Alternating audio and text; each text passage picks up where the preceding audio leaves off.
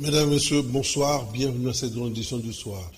C'est sur fond du boycott des députés nationaux du Front commun, FCC, que la plénière de ce jeudi à l'Assemblée nationale s'est déroulée. Une plénière pourtant consacrée à l'examen de la modification de la loi électorale moins de mois après l'ouverture de la séance. Le président de l'Assemblée nationale, Christophe Mbossonkodia, a levé la séance en précisant que l'on devra accorder une dernière aux députés du FCC pour qu'ils reviennent à la raison. Commentaire de Jean-Pierre Jody et Rosette Zingar. L'Assemblée nationale se retrouverait dans une posture de non-retour pour ce qui est de la révision de l'actuelle loi électorale, truffée de certaines incohérences et incompatibilités aux réalités politiques actuelles. Incohérences et incompatibilités à corriger à tout prix. À en croire le président de l'Assemblée nationale, Christophe Mbossonkodia Pwanga, le boycott des députés nationaux FCC ne peut bloquer le processus. Nous sommes tous des acteurs politiques. Même ceux qui sont sortis, il faut leur donner un temps de revenir. Il faut qu'ils reviennent. Nous n'avons rien inventé. C'est une initiative des collègues que nous soumettons à l'ensemble des honorables députés. Comme ça concerne notre avenir à tous, l'avenir de notre pays, il est bon. Il est bon que nous soyons animés de minimum de patience et de donner le temps aux collègues qui se sont fâchés de revenir à la raison. Le bénéfice du doute accordé aux affiliés de Joseph Kabila Kabange ne sera pas éternel. Il pourra s'effriter d'ici à mercredi 20 avril prochain, date prévue pour les débats de la loi électorale. Nous reportons les débats à notre séance de mercredi. Nous pouvons même prendre 2 jours, 3 jours de débat. Tous les documents venant de différents partenaires politiques et sociaux seront distribués aux honorables députés nationaux pour enrichissement ou inspiration. Dans les réactions croisées, les députés nationaux estiment que le boycott des députés FCC est un acte moins patriotique car il s'agit d'enrichir une loi au bénéfice de l'ensemble de la classe politique de la RDC, au-delà des électrobations des affiliés des membres du FCC de Joseph Kabila. Le débat sur la loi électorale aura bel et bien lieu le mercredi prochain, question de rendre cet impersonnel de souplesse aux enjeux politiques. Les propos sont recueillis par Rosette Zinga. Nous voulons que cette loi puisse fédérer au lieu de diviser. Voilà la raison pour laquelle on n'a pas ouvert le débat aujourd'hui et c'est reporté pour le mercredi prochain. Le président vient de prouver encore sa sagesse parce que nos amis du FCC et ceux de la MOUCA ont boycotté la plénière d'aujourd'hui et le président donne une semaine, renvoie les discussions à une autre plénière. Vous savez, les discussions sur la loi électorale, c'est toute une expérience en RDC. Nous avons 3 expériences d'élection et donc ça s'enrichit du jour au jour. Je ne vois pas pourquoi nos amis ne viendront pas donner leur expérience et surtout leur desiderata, les modifications. C'est une expérience que nous avons vécue ensemble, l'opposition et la majorité. Et donc il appartient à tout Congolais, à tout citoyen, pas seulement les parlementaires, d'être assez éveillés pour contribuer à ces discussions. Et enfin, comme on dit, de toute discussion jaillit la lumière. Le député national élu du territoire de Bassan-Koussou, Ardingo, apporte un réconfort à la population de son secteur de Ngambalo, récemment secoué par des troubles orchestrés par certains ressortissants du territoire Ardingombe. On l'appelle au calme et lance un message de paix à l'ensemble de la population du Grand Équateur à qui il recommande une attitude républicaine et de patriotisme. Il a répondu aux questions de Jean-Pierre Jody, Patricia Koula sur les images de Rodi Louadio. J'étais émotionné quand j'ai vu cette histoire passer à la télévision, les gens en train de faire les déclarations. Et ce qui m'a écœuré, c'est quoi? Et quand je vis celui qui a signé la plainte, Maître Joël Bongolongondo et Pengo, c'est quelqu'un qui s'occupe beaucoup plus des actions des professeur Bokolombi. C'est lui qui corrige les papiers de Jamais, c'est lui son avocat, c'est lui tout. Je suis éclairé. C'est-à-dire, je me suis rendu compte que la politique a cessé d'être sa cause naturelle, qui était la gestion de la cité. La politique est devenue maintenant les coups bas et les pots de banane sur les pattes d'un politicien. Maintenant, à la question que tu viens de me poser, je m'y reproche de rien. Ma conscience est tranquille, étant donné que je suis l'originaire de Gombalo dont on parle maintenant. Mais ceux qui m'ont accusé ne le sont pas. C'est-à-dire, ils ne connaissent pas Gombalo que moi. Même ceux qui ont lu la fameuse plainte là, ils sont venus seulement pour venir. Les Gombalo, quand on parle de Gombalo, on voit Ngo Beyoto. Je suis originel à 100%, pas à 80 ou 75%. Mais ma réponse, c'est moi, c'est la paix. J'ai dit aux populations qui ont voulu se soulever qu'ils soient calmes. Cette histoire fomentée dans les officines politiques ne produira pas ses effets. Ça sera ce qu'on appelle en Bible, à la Bible, nul et de nul avenir. Gombalo m'ont déjà donné l'arme sur mon épaule. Je suis un général dans un front de guerre. Je continue à combattre jusqu'à ce que je me fatigue et que Gombalo puisse donner encore un autre général pour affronter l'ennemi. Ce ne sont pas ceux-là qui vont me faire fatiguer. Je suis sur le front. Je continue. En substance, l'élu de Bassankoussou rassure que la situation est sous contrôle et rien ne viendra déstabiliser l'assise du mouvement de libération du Congo dans le secteur de Ngombalo et dans le territoire de Bassankoussou. Tout est mis en œuvre pour faire rayonner davantage le MLC et son président national Jean-Pierre Bemba Gombo, qui ne cesse de prêcher la paix et l'attente parfaite entre les filles et fils du Grand Équateur. Encore une fois, Hardy Ngobé est au micro de Jean-Pierre Ndjoudi. Patricia Poula sur les images de Rodi Loadio. Mais ce sont toujours ceux-là qui aujourd'hui viennent au galop pour m'accuser. Ce sont eux qui sont à la base de tout ça. Ce sont mes deux compatriotes de Bassankoussou. Et ne veulent pas regarder les histoires de Bassankoussou, c'est-à-dire des deux secteurs, Ouaka et Bassankoussou. Et leurs jeux sont toujours braqués à Gombalo. Je ne comprends pas. Ils veulent quoi qu'ils me le disent. Parce que quand je vais parler, les gens vont entrer sous les tables. Je vous le garantis.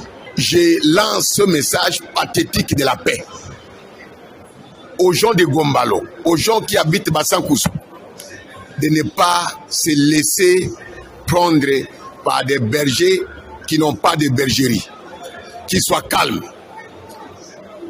J'ai encore la maîtrise du dossier et l'histoire nous en parlera. Le ministre des Hydrocarbures Didier Boudimbou a été auditionné par les services d'enquête de l'Agence nationale des renseignements ANER et ce depuis le mercredi 13 avril. La commission d'interrogatoire de l'ANER n'a pas relaxé le ministre des Hydrocarbures qui a passé une nuit dans les installations de l'ANER. Une affaire d'environ 246 millions de dollars américains serait à la base de l'interpellation audition de Didier Boudimbou. Cependant, aucune allégation n'a été confirmée. Commentaire de Sylvine de Assaboui.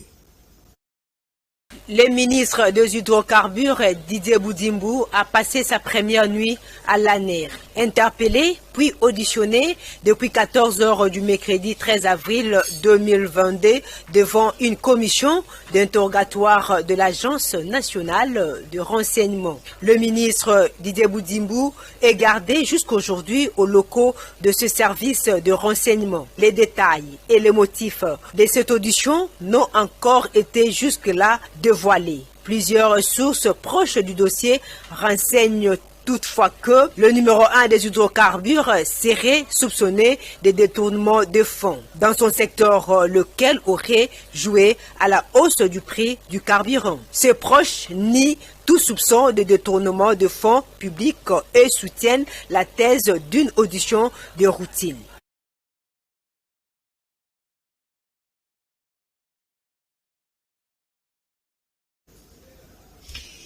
Le colonel Léli Tamboué de la police nationale congolaise serait transféré il y a 24 heures à la prison de Ndolo. Il serait reproché sa présence à la ferme de François Béa. Nous sommes à Kassangoulou lors d'une perquisition diligentée par les autorités de l'ANER. De certaines sources, il est rapporté que le colonel Lili est très proche de l'ex-conseiller spécial du chef de l'État en matière de sécurité, François Béa, actuellement en détention à la prison centrale de Makala.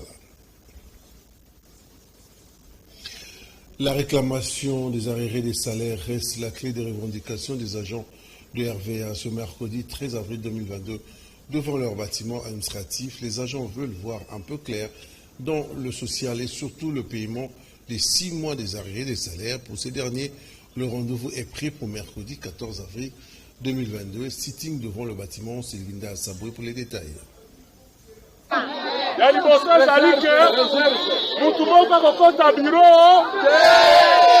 Le torchon brûle au sein de la société RVA.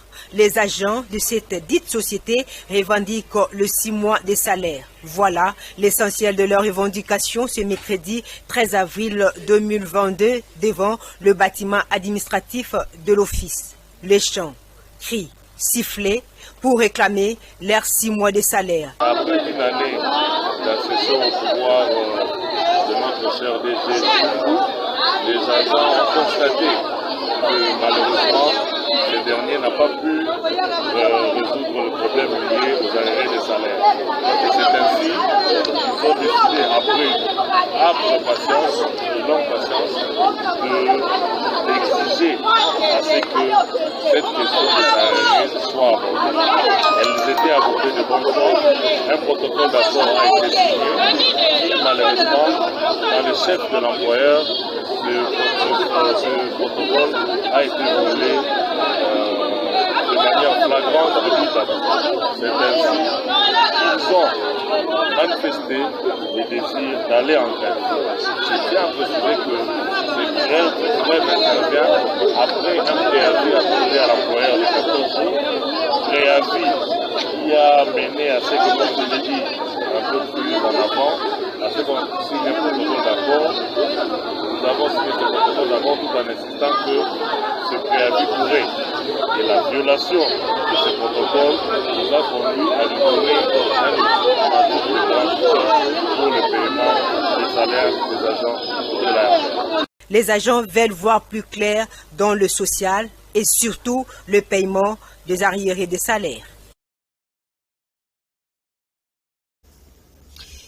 Le rassemblement des associations de motocyclistes de l'UDPS sont en colère contre les tracasseries routières enregistrées ces derniers temps dans la ville province de Kinshasa. Ce mercredi 13 avril 2022, ils demandent aux autorités du parti de soutenir pour mettre fin aux infiltrés qui commettent des bavures au nom de l'UDPS. Christophe Ilunga pour les détails. Les motocyclistes de l'Union pour la démocratie et le progrès social, UDPS en sigle, sont en colère et très en colère ce mercredi 13 avril devant les sièges du parti pour manifester leur mécontentement concernant les tracasseries routières dont ils sont victimes ces derniers temps dans la ville province de Kinshasa. Le rassemblement des motocyclistes de l'UDPS affirme sa fidélité j'arrive au parti, à l'hierarchie du parti et à la personne du secrétaire général Augustin Kabouya. Le rassemblement des associations des motocyclistes de l'UDPS tient à informer aux autorités politico-administratives que l'on ne peut pas recevoir un motard ou un groupe de gens au nom des motocyclistes de l'UDPS sans le mandat du RAM. De ce qui précède, le rassemblement des associations des motocyclistes de l'UDPS met en garde toute personne agissant au nom de motocyclistes de l'UDPS sans le mandat ou une procuration écrite s'expose à une poursuite judiciaire et une sanction prévue par les lois de la République. Pour terminer, le RAM condamne avec la toute dernière énergie toute personne d'autres structures, amis ou collègues, entre autres le parlementaire debout corrompu, qui par leurs actes ternissent l'image de notre trop cher parti. Le président Issouf Mukenge Matandu, Soro Guillaume Kabangayi, Alain Ndaye Bazija, le président qui engage ces derniers. Le secrétaire général de la recherche fait partie désormais intégrante de 5 autorités académiques nommées par arrêté ministériel dans les universités et instituts supérieurs publics en RDC. Dans ces auditions, attribution, le secrétaire général à la recherche est chargé notamment de l'encadrement des doctorants et du suivi des bibliothèques et laboratoires à l'ISP Gombe. Clavier à la diacoupe, le papier de commentaire. Le nouveau secrétaire général chargé de la recherche à l'ISP Gombe, le professeur Jean-Pierre Mboueboua Kalala, veut remplir pleinement sa mission cardinale de redynamiser les domaines de la recherche scientifique au sein de cet institut supérieur. Et c'est conformément aux attributions définies par le ministère des tutelles, notamment l'organisation des manifestations et échanges scientifiques, l'encadrement des doctorants et le suivi des centres de recherche. Le secrétaire général chargé de la recherche, c'est un nouveau poste qui a été créé par la loi du 29 décembre 2018 parce que dans notre pays, on a vu qu'avec seulement le secrétariat général académique, la dimension recherche était sacrifiée. Donc la République démocratique du Congo a désormais, n'est-ce pas, institué le secrétariat général chargé de la recherche pour soutenir la recherche dans notre pays. Alors ici, le secrétariat général de la recherche coordonne, supervise tout ce qui est comme stage. Nous supervisons également l'aspect bibliothèque, l'aspect revue scientifique, l'aspect laboratoire, mais aussi le 3e cycle. Donc l'école doctorale, le 3e cycle ne dépendent plus de secrétariat général académique. Le 3e cycle et l'école doctorale dépendent désormais du secrétaire général chargé de la recherche.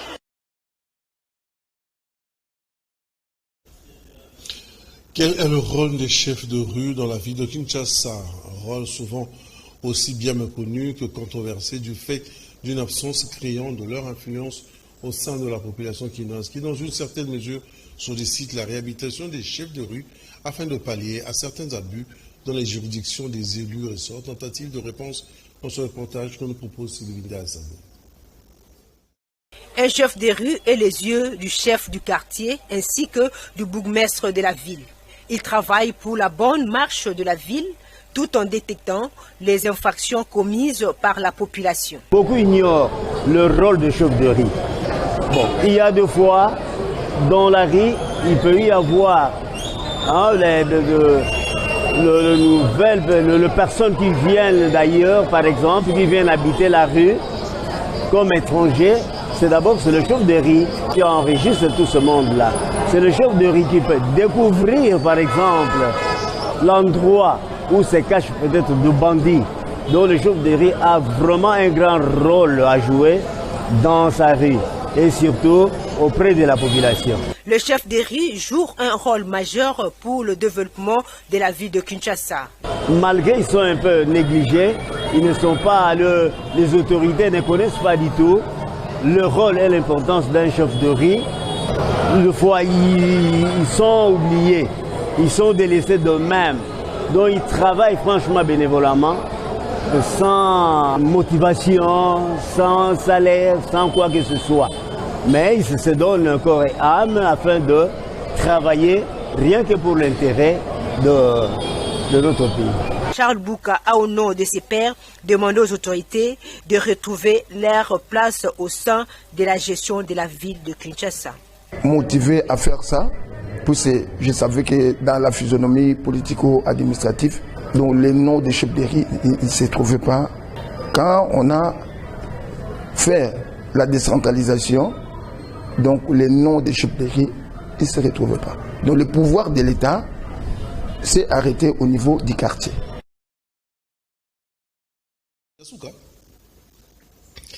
Voilà, c'est sur cet élément que nous mettons un terme à cette grande édition de Kanakin Télévision, coordonnée par Jean-Pierre Djodji, Koupar Bola était à la caméra, Mike Amouak à la réalisation. Le prochain rendez-vous est pris pour la rediffusion à minuit, donc demain vendredi. Et puis le vendredi à 7h aussi sur la même chaîne, Kanakin Télévision, la télé-vérité. Allez, moi je vous dis bye bye, prenez bien soin de vous.